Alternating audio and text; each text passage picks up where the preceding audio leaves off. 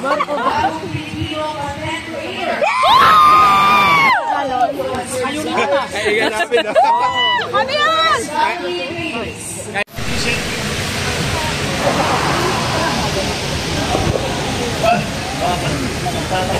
Puro pag-presente natin para kailangan na. Ha? Wala pa!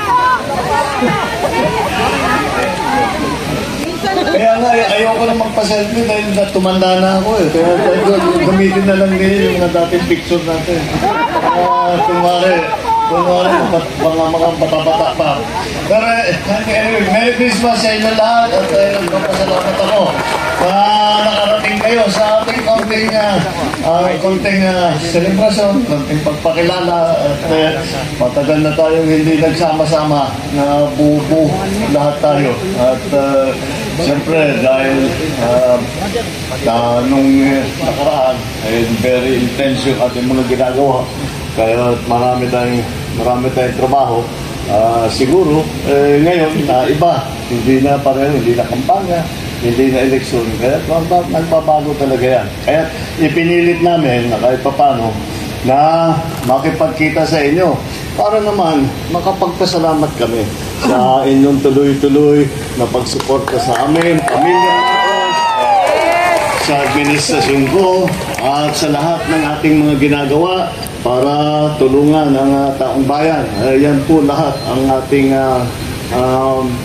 yan lang naman ang ating layunin na makatulong. At kaya naman tayo nagkaisa, kaya naman tayo ay nagsama-sama dahil pareho ang ating lahat ng ating mga pinag-iisip kung paano pagandahin ng Pilipinas, kung paano pagandahin ang buhay ng bawat Pilipino. Kaya yan ang ating isinigaw noong kampanya. Yan ang ating lagi hanggang ngayon na naghahanap ng mga bagong pamamaraan. Kaya naman, kaya naging matibay ang ating pinagsamahan. Dahil hindi lamang dahil tayo magkakaibigan, kung hindi tayo ay sama-samang may isang paniniwala. At yan yung nagkakaisa. At sa pagkakaisa na yan, ay pagagandahin natin ang Pilipinas, pagagandahin natin ang buhay at ang mga pag-asa at mga kinabukasan ng ating mga minamahal na kababayan. Kaya kahit yan ngayon ang ating ginagawa, nandito na po tayo sa Malacanang at kailangan nga talaga dapat mapadalas kayo mapunta rito.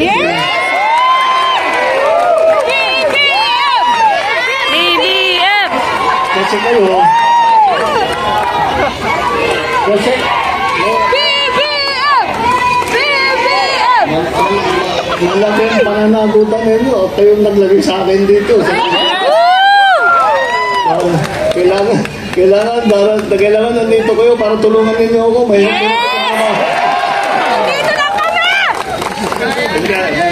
Nararamdaman ko naman kayo kahit di tayo masyadong nakikita. Nararamdaman ko naman kayo at nakikita ko naman yung ginagawa na patuloy ang pinaglalaban, ang ikabubuti ng ating bansa, pinaglalaban ang katotohanan, pinaglalaban ang katarungan. Yan naman talaga ang ating yan naman talaga ang mahalaga sa ating lahat. At natutuwa ako na kahit papano nakahanap tayo ng kantong panahon para magsama-sama at magpapaselfie ng katakot-takot na selfie susunod naman.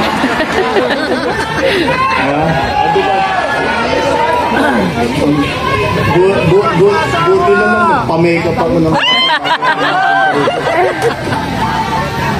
Anyway, andito rin si Lisa.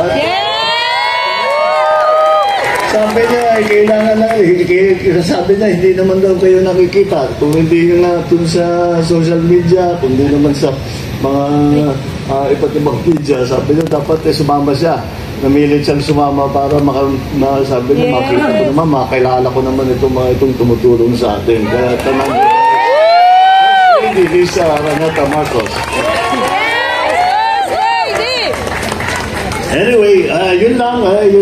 Ako'y kagaya ng sabi ko, ito naman, parang salo-salo lamang para makapag konting selebrasyon tayo. Pasko na, nakita niyo naman itong palasyo.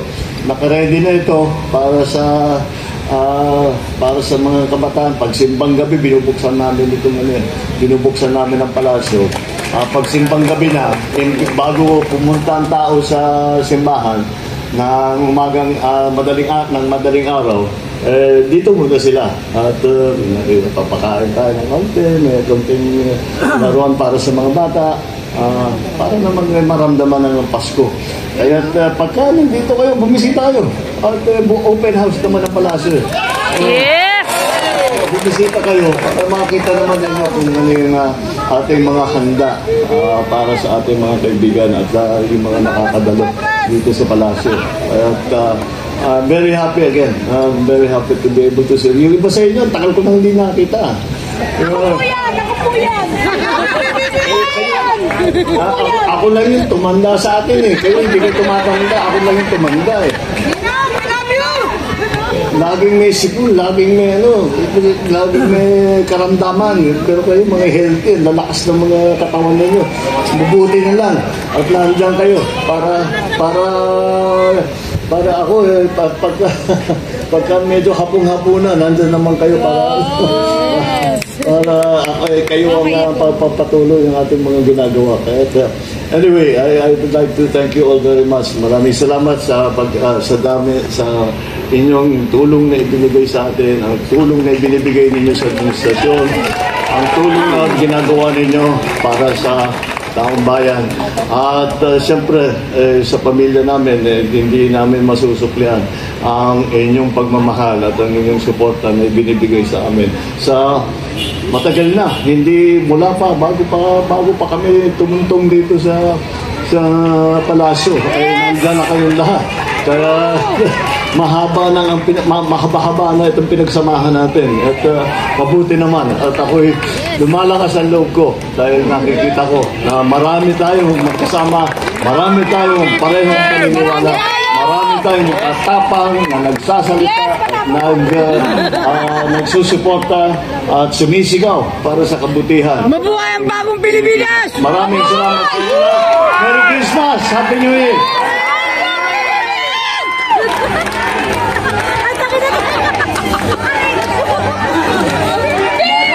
Salamat po, mahal na Pangulo. At sa punto pong ito pwede na ang groupie. Inaayahan po ang ating first couple kasama po ang ating mga panauhin para po sa ating group photo.